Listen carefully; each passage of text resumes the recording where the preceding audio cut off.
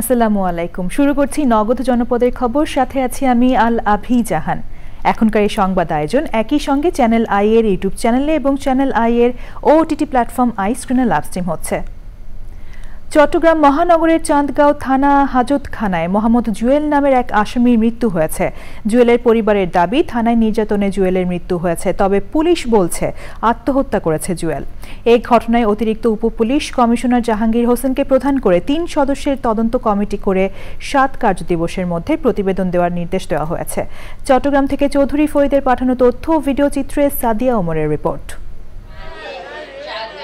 চট্টগ্রামের চান্দগাঁও থানা পুলিশ জানিয়েছে, ডাকাতি প্রস্তুতি মামলার ওয়ারেন্টভুক্ত আসামি জুয়েলকে মঙ্গলবার রাত ১২টার দিকে গ্রেপ্তার করে থানা হাজতে রাখা হয়। ভোরে হাজতের কোনায় ভেন্টিলেটরে তার মরদেহ পাওয়া যায়।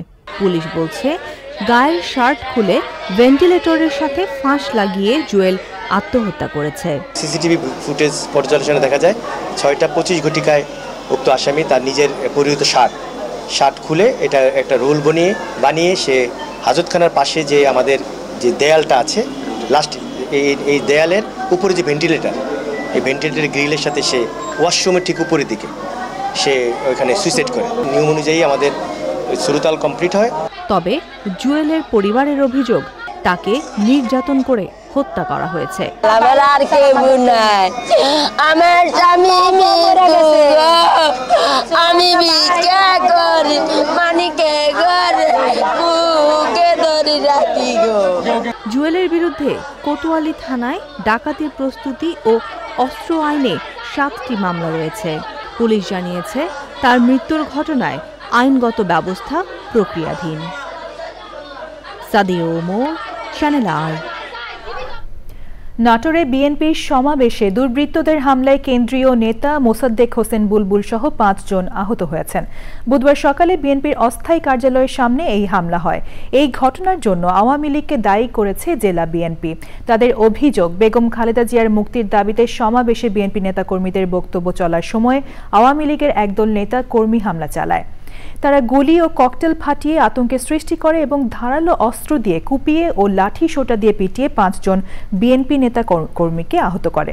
নাটোরের থানার ওসি মিজানুর রহমান জানিয়েছেন, এখন পরিস্থিতি পুলিশের নিয়ন্ত্রণে রয়েছে। এবারে প্রতিনিধিদের পাঠানো তথ্য ও ভিডিও চিত্রে সুদীপ্তা মাহমুদের রিপোর্ট। বিএনপির চেয়ারপারসন ও সাবেক প্রধানমন্ত্রী বেগম খালেদা জিয়ার মুক্তির দাবিতে ময়মনসিংহে সমাবেশ করেছে জেলা বিএনপি এবং অঙ্গ সংগঠন। সমাবেশে প্রধান অতিথি ছিলেন বিএনপির স্থায়ী কমিটির সদস্য সেলিমা রহমান। রংপুরে নবনির্বাচিত উপজেলা চেয়ারম্যান, ভাইস চেয়ারম্যান ও মহিলা ভাইস চেয়ারম্যানদের শপথ গ্রহণ হয়েছে। নির্বাচিত জনপ্রতিনিধিদের শপথ বাক্য পাঠ করান বিভাগীয় কমিশনার মোহাম্মদ জাকির হোসেন। শপথ অনুষ্ঠানে ছিলেন অতিরিক্ত বিভাগীয় কমিশনার আবু জাফর, ডিআইজি আব্দুল বাতেন ও অন্যরা। চুয়াডাঙ্গার জীবননগর উপজেলায় বিআরডিবির আয়োজনে পল্লী উন্নয়ন কিশোরী সংঘের কিশোরীদের সচেতনতামূলক প্রশিক্ষণ হয়েছে। প্রধান অতিথি ছিলেন জেলা প্রশাসক ডক্টর কিসিঞ্জার চাকমা। পরে কিশোরীদের শিক্ষা ও স্বাস্থ্য উপকরণ বিতরণ করা হয়। ফরিদপুর সদর উপজেলার ভাটদি বঙ্গেশ্বরী সম্মিলনী মাধ্যমিক বিদ্যালয়ের সভাপতি ও প্রধান শিক্ষকের অনিয়মের প্রতিবাদে মানববন্ধন বিক্ষোভ কর্মসূচি পালন করেছে শিক্ষার্থী, অভিভাবক ও এলাকাবাসী।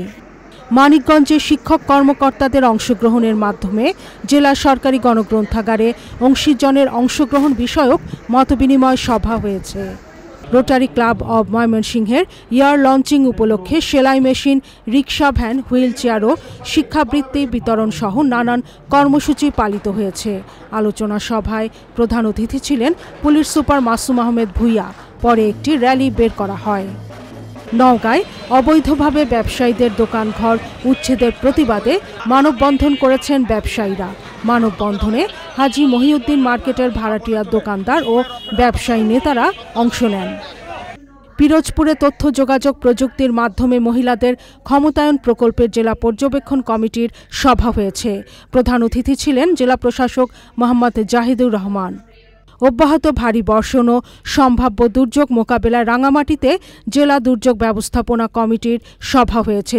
জেলা প্রশাসক মোহাম্মদ মোশাররফ হোসেন খানের সভাপতিত্বে সভায় বিভিন্ন প্রতিষ্ঠানের প্রধানগণ সহ সামাজিক সংগঠনের নেতারা উপস্থিত ছিলেন। সুনামগঞ্জের দোয়ারাবাজার উপজেলার আমবাড়ি বাজারে বন্যায় ক্ষতিগ্রস্ত ৩৫০টি পরিবারকে ত্রাণ সহায়তা দিয়েছে Zahid Islam Foundation. Sudipta Mahmud, Channel I. গাইবান্ধায় বঙ্গবন্ধু শেখ মুজিবুর রহমান আন্তঃকলেজ ফুটবল টুর্নামেন্টের ফাইনাল খেলা হয়েছে। শাহ আব্দুল হামিদ স্টেডিয়ামে জেলা প্রশাসক ও জেলা ক্রীড়া অফিসের আয়োজনে ফাইনাল খেলায় বোনারপাড়া সরকারি কলেজকে 0-1 গোলে হারিয়ে গোবিন্দগঞ্জ সরকারি কলেজ চ্যাম্পিয়ন হয়। টুর্নামেন্টের চ্যাম্পিয়ন ও রানার্স আপ দলকে পুরস্কার তুলে দেন স্থানীয় সরকার বিভাগের উপপরিচালক শরীফুল ইসলাম। টুর্নামেন্টে জেলার 7 উপজেলার 16টি দল অংশ নেবে। টুর্নামেন্টের চ্যাম্পিয়ন ও রানার্স আপ দল বিভাগীয় পর্যায়ে বঙ্গবন্ধু আন্তঃকলেজ টুর্নামেন্টে অংশ নেবে। এই ছিল নগদ জনপদের খবর। সবাইকে ধন্যবাদ।